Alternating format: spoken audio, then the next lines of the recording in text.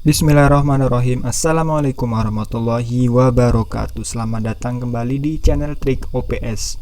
Nah, pada video kali ini saya akan membahas mengenai instalasi. Jadi di sini saya punya sebuah file, ya, ini tentunya dari pemerintah yang mengadakan aplikasi EDS 2020 COVID-19 versi 2020A. Nah, di sini itu ada banyak sekali ya pertanyaan dan juga solusi atau jawaban dari pusat ya. Nah, langsung aja bagaimana solusinya. Oke, sebelum lanjut silakan klik tombol subscribe Trik OPS ya. Semoga bermanfaat dan juga bagikan kepada teman-teman yang lain apabila membutuhkan. Oke. Jadi di sini saya akan menjelaskan ya berbagai pertanyaan dan juga solusinya bagaimana. Yang pertama yaitu mengenai instalasi. Oke, di sini ada sebuah catatan penting ya. Jadi aplikasi EDS COVID-19 terintegrasi dengan Dapodik. Kondisi data di Dapodik mempengaruhi proses pengisian data dan perhitungan rapor di aplikasi EDS serta data di laman progres pengiriman. Pastikan data seperti akun dan role pengguna di Dapodik konsisten dan sesuai dengan ketentuan. Nah, jadi di sini maksudnya aplikasi EDS 2020 ini itu terhubung langsung dengan Dapodik dan juga sangat maksudnya sangat penting sekali ya Dapodik. Nah, terutama kita harus menginstal Dapodik yang terbaru yaitu versi 2021B. Jadi untuk kawan-kawan yang belum menginstal yang versi patch 2021B, silakan untuk menginstalnya ya. Oke, kita langsung ke pertanyaan yang pertama. Jika sudah melakukan sinkronisasi dengan EDS 2020 yang versi 2020, mengapa harus menggunakan installer ya EDS yang versi 2020A? Nah, jadi di sini jawabannya ada dua. Yang pertama, karena ada sedikit perubahan database di server dan perubahan tersebut disertakan dalam prefil EDS, maka disarankan menggunakan installer EDS 2020 versi 2020A. Ya, di sini jadi dan registrasi menggunakan hasil generate prefil EDS yang terbaru. Maksudnya di sini kita dianjurkan menggunakan installer yang versi 2020A ini dikarenakan terjadi sedikit perubahan di database server. Nah, ini ya, jadi penting sekali untuk melakukan instalasi menggunakan installer versi 2020A. Kemudian yang kedua, mengapa sebelum melakukan install atau uninstall ya menggunakan yang versi 2020A, sekolah harus memastikan dulu sudah melakukan sinkronisasi EDS COVID-19 versi 2020 atau yang sebelumnya ya, dan tercatat di progres EDS. Artinya apabila kawan-kawan belum melakukan sinkronisasi, jangan sekali-sekali untuk uninstall ya, karena ini nanti akan hilang. Oke, itu ya. Jadi caranya kita harus menyelesaikan dulu kemudian mensinkronkannya. Oke, yang kedua, dengan menggunakan installer EDS 2020 COVID versi 2020A, jika hasil sinkronisasi yang belum tercatat di progres pengiriman, apakah data EDS aman dan data sekolah tidak hilang? Nah, di sini ada pertanyaan ya. Kalau kita misalnya menggunakan yang versi 2020A ya, kemudian kita sinkron yang belum tercatat di pengiriman, apakah data EDS aman dan data sekolah tidak hilang? Data sekolah hasil sinkron, ini jawabannya. Data sekolah hasil sinkron aman dan data tidak hilang.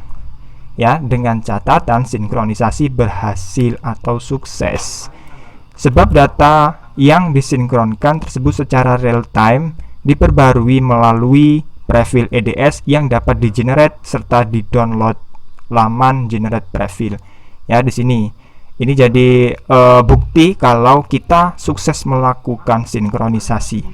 Ya, di sini nah ini sukses, ada 9 kandidatnya ya. Banyak sekali di sini indikator kalau kita sukses. Kemudian di pertanyaan ketiga, nah Ini yang sering ya, yang sering sekali kawan-kawan atau juga semua operator, beberapa operator di seluruh Indonesia yang mengalami. Jadi, mengapa ketika sudah melakukan install dan saat selesai proses registrasi terdapat keterangan maaf, beberapa data tidak masuk seperti di gambar ya. Jadi ini jawabannya ya, yaitu dengan cara lakukan generate ulang dan yakinkan file atau ukuran file prefil hasil download tidak 1 KB. Ukuran atau size file prefil yang normal itu lebih dari 4000 KB ya, atau ya juga di atas 1 MB lah ya, atau biasanya ada 2 MB, 3 MB ya, atau bahkan ada yang 4 MB sesuai dengan hasil pengerjaannya, biasanya seperti itu. Di sini ada contohnya ya, bahwa file prefil itu yang 1 KB itu tidak normal. Normalnya itu kalau di jawaban sini itu lebih dari 4000 KB atau 4 MB. Itu ya. Oke, berikutnya yang nomor 4, setelah berhasil melakukan registrasi dengan prefil, namun mengapa kita login gagal, tidak bisa login? Ya, gagal atau tidak bisa login. Oke, di sini ada contoh gambarnya, pengguna tidak ditemukan atau password salah. Mohon cek kembali informasi penggunaan Anda. Nah, di sini ya sudah ada contohnya. Barangkali kawan-kawan ada yang mengalami seperti ini, maka jawabannya seperti ini. Itu dikarenakan file prefil tidak normal. Sekali lagi, jadi prefil itu harus di-generate. Bagaimana cara mengenerate-nya? Bisa saksikan video saya di ujung atas ini ya, di sini ya, cara untuk mengenerate prefil EDS PMP ya, di situ. Kemudian silakan generate ulang dan yakinkan size atau ukuran file prefil hasil download tidak 1 KB ya. Jadi ukurannya itu tidak 1 KB, biasanya lebih dari 2000 KB atau 2 MB, itu yang normal. Oke, berikutnya ini yang penting juga ya, biasanya sepele sih ini, tapi sangat fatal akibatnya kalau kita tidak melakukan atau kita tidak mengetahui spesifikasi komputer ya atau laptop. Jadi, apakah spesifikasi komputer atau laptop berpengaruh terhadap aplikasi EDS 2020 versi A? Dan idealnya seperti apa? Nah, jadi ini jawabannya. Spesifikasi komputer atau laptop sangat berpengaruh. Nah, di sini. Ya, jadi kemampuan dari laptop itu berpengaruh kepada kinerja dari semua aplikasi kita. Ya, baik itu EDS dan juga Dapodik. Nah, spesifikasinya seperti apa? Nih, prosesor minimal. Ini yang di sini semua itu minimal ya, minimal. Itu prosesornya Intel Core i3 atau yang setara. Nih, memori standar 4 GB atau RAM-nya 4 GB. Hard drive 120 GB untuk SSD dan 500 GB untuk HDD. Oke, kemudian yang berikutnya ini sistem operasi Windows minimal Windows 10. Ya, jadi di sini kawan-kawan harus mempunyai atau sudah upgrade ke Windows 10. Ini sangat dianjurkan.